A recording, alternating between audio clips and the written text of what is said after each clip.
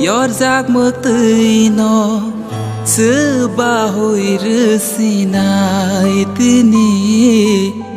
Opung sapung no mui tu mangke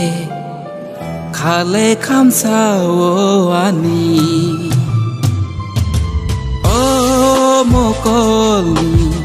Yor jak mơ tươi nó Sư ba hồi rư si nai tini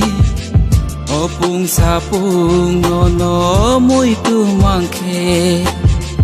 Khale kham sao ani O mokolni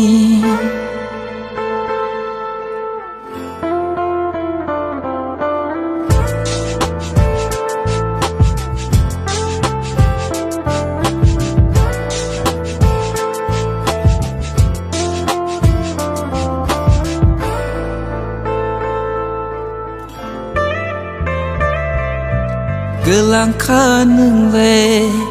yakaruyano sebano wan suksi na yang tabu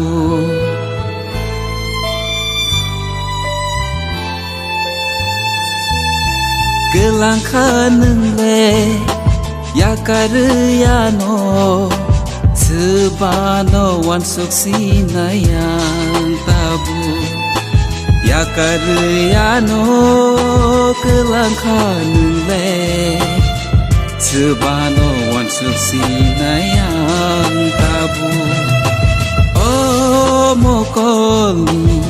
Yor jak mơ tươi nó Seba hồi rư si nai tini Opung sapung no mui tu mangke Khale kham sao ani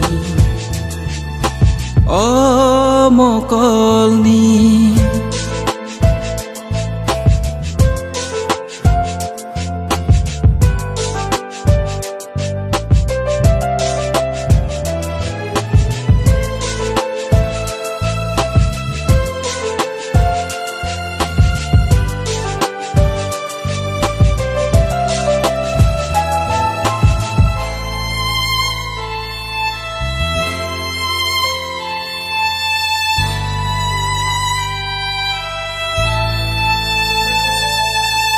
Bekhani kogno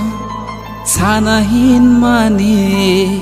Sebano sasina yang tabu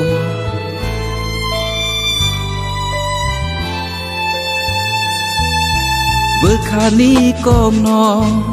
sanahin mani Sebano sasina yang tabu Sanahin mani bekhani kono Sasinai sebano ang tabu O mokolni Yor jak mơ tươi no Seba hồi rư si nai tini